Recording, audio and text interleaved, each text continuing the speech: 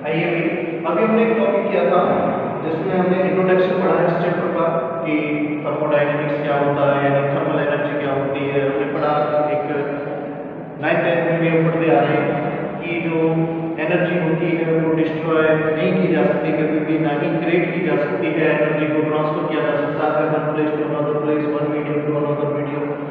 चलो एक टॉपिक ऐसे आगे जिसका नाम है थर्मल इक्विलिब्रियम।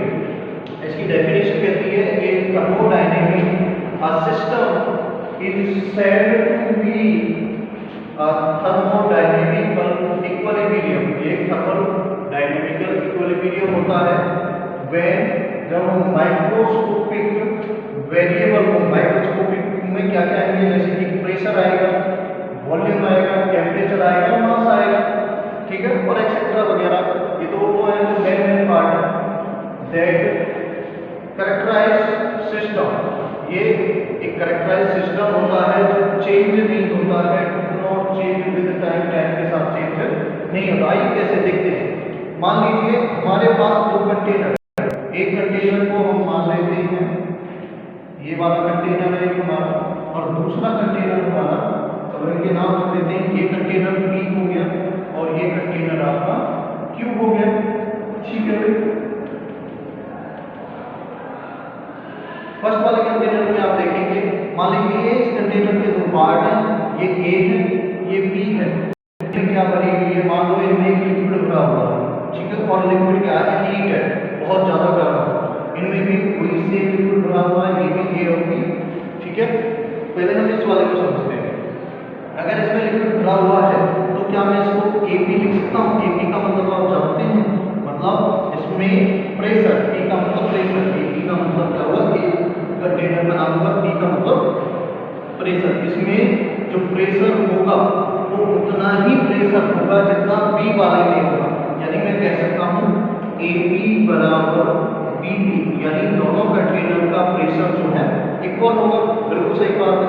उसके बाद वॉल्यूम, क्या मैं इसको ए बी बोल सकता हूँ? हाँ, ए बी का वॉल्यूम बी बी के वॉल्यूम के बराबर है, दोनों का वॉल्यूम भी सेम है, टेम्परेचर भी सेम है, मास भी सेम है। मान लो मैं मान के चलता हूँ इसका टेम्परेचर है 45 डिग्री सेल्सियस और इसका भी टेम्परेचर 45 डिग्री सेल्सियस है ना, और टेम्परेचर आर सेम, दोनों का टेम्परेचर सेम।